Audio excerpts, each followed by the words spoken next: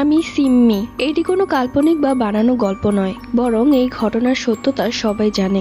আমরা যে গ্রামে থাকি সেই গ্রামে প্রচলিত এক ত্রান্তিক বাড়ি আছে। তিনি টাকার বিনিময়ে মানুষের উপকার করে থাকেন, আবার মানুষের ক্ষতিও করতে পারেন। সবকিছুই টাকার বিনিময়ে। সেই লোকটা ছিল প্রচুর চালাক, লোকের কাছে ভালো সেজে থাকতো। আমাদের গ্রামেরই এক লোকের ছেলে হারিয়ে গেছে। সকাল থেকে সন্ধ্যা অবধি সেই ছেলেকে খুঁজে পাওয়া যাচ্ছে না। তাই সেই লোকটা দৌড়ে গেলেন সেই তান্ত্রিকের বাড়িতে এবং তাকে বললেন, আমি আপনাকে অনেক টাকা দিব, আপনি আমার ছেলেকে খুঁজে দিন। তার ছেলেকে কিন্তু তান্ত্রিকটাই লুকিয়ে রেখেছিল। এরপরে সেই লোকের থেকে অনেক টাকার বিনিময়ে তার ছেলেকে ফেরত দেয়। আর এভাবে করে আস্তে আস্তে সে মানুষের মনে জায়গা নিতে থাকে। তাই মানুষের কোনো একটা সমস্যা হলেই দৌড়ে যেত সেই তান্ত্রিকের বাড়িতে। হঠাৎ করেই আমাদের গ্রামে একটা সমস্যা দেখা গেল। নবজাতক বাচ্চা হারিয়ে যাচ্ছে।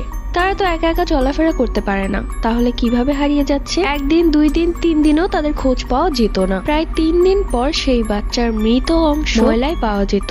এমন আছে শরীর পুরো নীল, কোনো রক্ত নেই শরীরে। আবার কোনো কোনো বাচ্চার দেহ থেকে মাথা আলাদা। এটা নিয়ে গ্রামে বেশ আতঙ্কে দিন কাটছিল সবার। তো সবাই তখন সেই তান্ত্রিকের কাছে যায় আর বিষয়টা খুলে বলে। তখন সেই তান্ত্রিক বলে, এতে আমি কিছুই করতে পারবো না। আমি শুধু বাচ্চা হারিয়ে গেলে তাদেরকে খুঁজে দিতে পারি।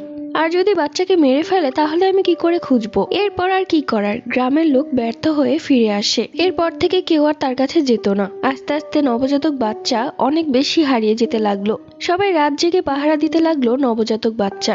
আমার এক প্রতিবেশীর বাচ্চা হয়েছে 2 দিন আগে। বাচ্চার বয়স মাত্র 2 দিন। সে মহিলা খুব সাবধানে থাকতো বাচ্চাকে নিয়ে। একদম বাচ্চাকে একা করে কোথাও যেত না, সবসময় চোখে চোখে রাখতো।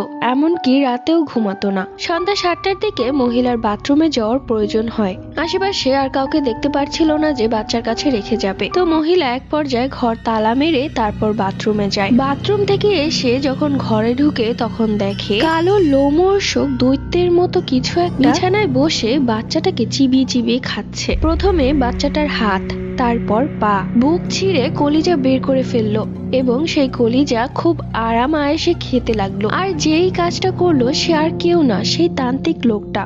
মহিলা এক চিৎকার দিয়ে মাটিতে গড়িয়ে পড়লো। তার চিৎকার শুনে পাড়া প্রতিবেশী সবাই চলে আসে এবং দেখে বিছানাটা রক্তে ভেসে যাচ্ছে। বিছানার উপর বাচ্চার নিথর দেহ পড়ে আছে, আর কেউ ছিল না। তারা তাড়াতাড়ি করে মহিলাকে চোখে পানি দেয়। মহিলার হুঁশ ফেরার পর মহিলা বলে যে সে সেই তান্ত্রিকটাকে দেখেছে। এরপর সবাই আগুন লাঠিসোঁটা নিয়ে সেই তান্ত্রিকের বাড়িতে যায়। সেখানে গিয়ে আর কাউকেই খুঁজে পায় না। সেই তান্ত্রিকের ঘর শুদ্ধ গায়েব হয়ে গেছে। এরপর গ্রামে বড় মাপের এক কবিরাজকে নিয়ে আসা হয়। সে কবিরাজ জানায় এই তান্ত্রিক ছিল এক ভয়ানক শয়তান, যে কিনা শয়তানের পূজা করত। এই শয়তানকে নবজাতক বাচ্চা ভোগ দেওয়া হতো।